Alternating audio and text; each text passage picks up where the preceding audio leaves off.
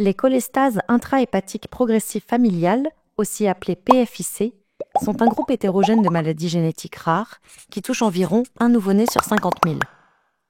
Cette vidéo traite des PFIC de type 1, 2 et 3. Depuis l'identification de ces trois premières PFIC en 1998, de nombreux autres types de PFIC ont été décrits.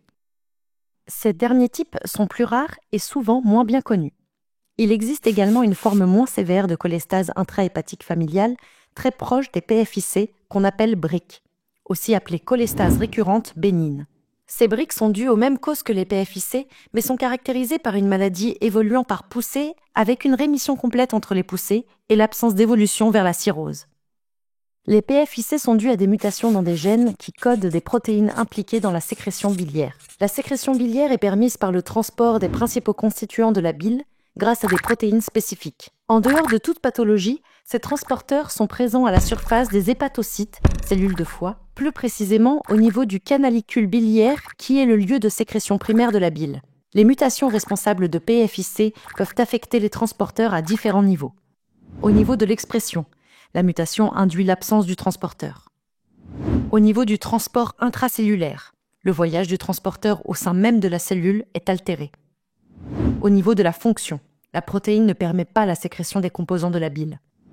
Au niveau de la stabilité, le transporteur n'est pas localisé suffisamment de temps au bon endroit pour jouer son rôle. Chaque type de PFIC peut impliquer plusieurs niveaux d'altération d'un transporteur. Le degré de sévérité de la maladie dépend des conséquences des mutations. C'est ce qu'on appelle la corrélation génotype-phénotype, en particulier pour les PFIC 2 et 3. La composition chimique de la bile est anormale et le flux biliaire est diminué. On parle de cholestase. La bile s'accumule dans les cellules du foie et les endommage, ce qui peut conduire à une cirrhose. L'altération de la composition de la bile peut la rendre également plus toxique et favoriser la formation de lithiases, calculs qui peuvent boucher les voies biliaires, en particulier dans la PFIC 3. Comment se transmettent les PFIC ? Les PFIC sont des maladies de transmission autosomique récessive. Les garçons comme les filles peuvent être atteints. L'enfant est atteint de PFIC lorsqu'il a hérité de 2 copies mutées du gène, une de chacun de ses parents, récessif. L'enfant est dit porteur de la maladie lorsqu'il hérite d'une seule copie du gène muté. On parle de personnes hétérozygotes. Les personnes hétérozygotes, c'est-à-dire également chaque parent et possiblement les frères et sœurs de l'enfant atteint de PFIC, sont susceptibles de développer des atteintes hépatiques.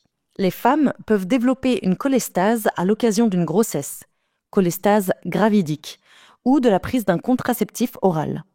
Pour toutes les personnes hétérozygotes, hommes comme femmes, un conseil génétique et un avis spécialisé sont nécessaires pour informer des risques et rechercher ces atteintes. Un traitement et un suivi médical sont parfois nécessaires.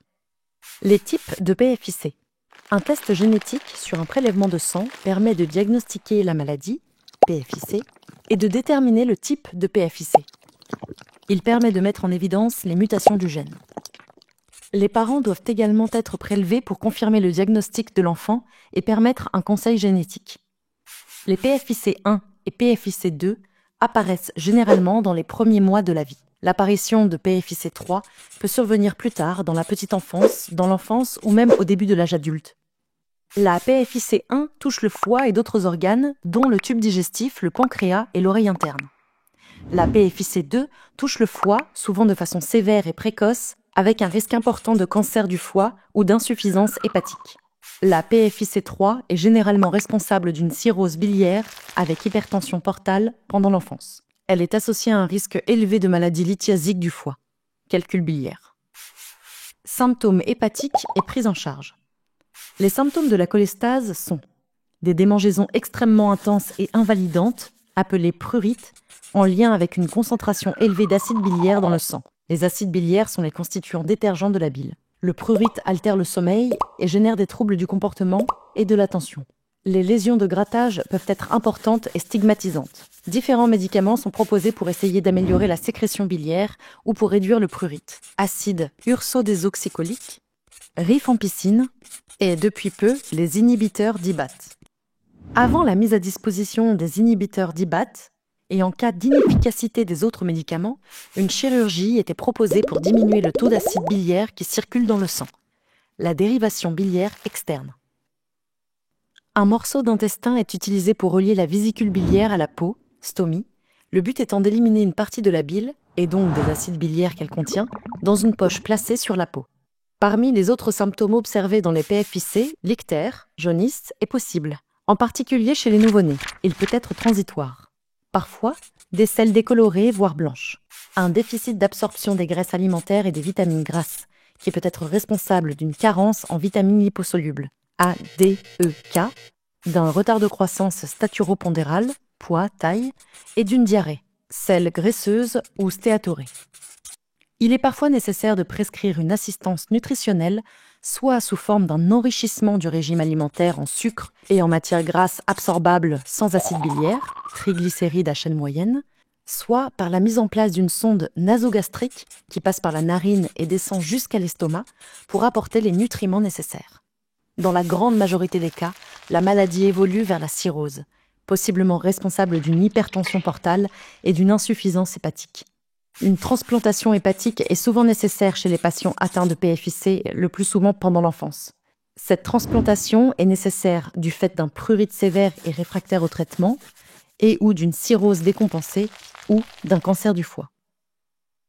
Les enfants et adultes atteints de PFIC nécessitent un suivi médical à vie, parfois multidisciplinaire, en centre hospitalier spécialisé. Si la jaunisse du nouveau-né persiste après 15 jours de vie, il faut doser la bilirubine conjuguée. En cas de jaunisse du nouveau-né, il faut impérativement vérifier la couleur des selles. Si les selles ne sont pas de couleur vive, c'est qu'elles sont décolorées. Les selles normales sont de couleur vive. Les selles anormales sont de couleur pâle. Chez le nouveau-né, ictère plus sel décoloré plus urine foncée égale avis médical en urgence. Un dosage de bilirubine conjuguée devra être effectué et une injection de vitamine K pourra être nécessaire.